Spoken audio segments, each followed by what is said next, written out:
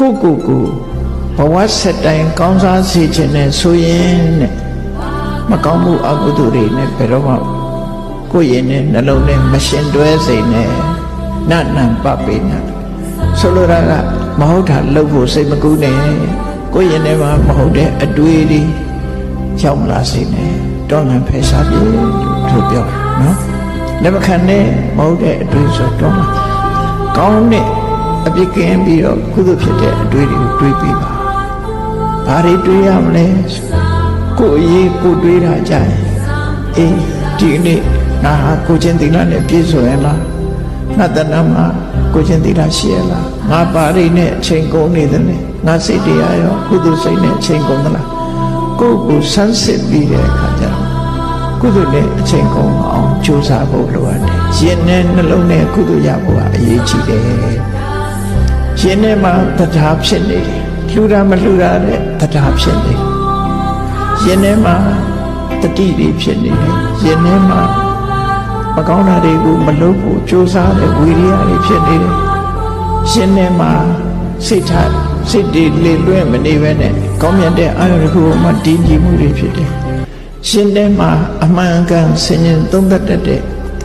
အကုသိုလ်ရဲ့အပြစ်ကုသိုလ်ရဲ့အကျိုးတွေဆင်ញင်သုံးသပ်တတ်တဲ့အသိဉာဏ်တွေဖြစ်နေတယ်တတ္ထဝိရိယတတိသမာဓိပညာဆိုတာဒါတွေဖြစ်နေတယ်ဆိုရင်မကောင်းတဲ့အကုသိုလ်တွေကိုယ်တဏ္ဍာမှာဖြစ်တော့သီလနဲ့ထုံမွမ်းထားမယ်တရားနဲ့ထုံမွမ်းထားမယ်တုဒ္ဒနဲ့ထုံမွမ်းမယ်စာကနဲ့ထုံမွမ်းတယ်ဆိုမကြတတိယကိုပြောကိုယ်စောင့်တဲ့သီလလေးတွေနဲ့မကြတတိယမကြတတိယနေခြင်းအပြင်ကုသိုလ်ဆိုတာစိတ်ထဲကတတိယပြီးတော့နေတဲ့အခါမှာဒီသီလထပ်ဆောင်မလို့အကျိုးတက်လာအကျိုးဖြစ်လာအဲ့ဒီတခါတတိယရင်တခါကုသိုလ်စိတ်ဖြစ်တယ်နှစ်ခါတတိယနှစ်ခါကုသိုလ်စိတ်အဲ့တော့ယင်နဲ့နှလုံးထဲမှာ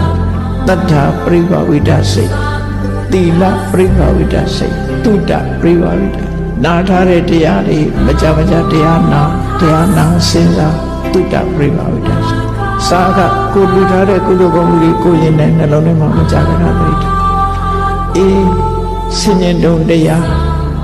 လုံတဲ့နာနဲ့မလုံတဲ့နာအနည်းဆုံးကကံဤအကျိုးကိုသိမြင်တဲ့ပညာကမ္မတက္ကတာသမာဓိဋ္ဌိမမြဲဘူးလို့သိတာဝိပဿနာသမာဓိဋ္ဌိ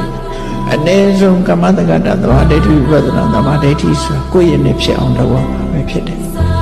အဲ့လိုဖြစ်နေခြင်းအပြင်သိနေလို့ရှိရင်မသိတဲ့မောဟကုသနာမဖြစ်ဘူး